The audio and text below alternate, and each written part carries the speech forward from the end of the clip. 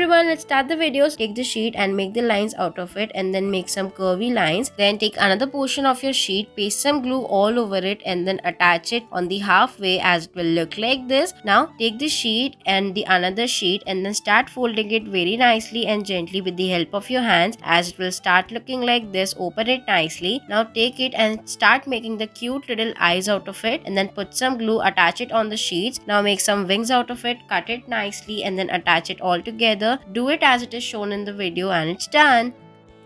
For this one, take a clay and roll it nicely. Now press it very nicely and then make 2 or 3 out of it and then paste it on the sheet. Now with the help of a marker, start making the eyes and the legs out of it as it is shown in the video. Repeat the process nicely. Now take another sheet or the clay and then cut it from the between and then attach it on the top of it as it is shown in the video and then make some bubbles out of the mouths and give some water effect all over the drawing and make the different faces like smiley or the grumpy faces and do it as shown in the video. It's done.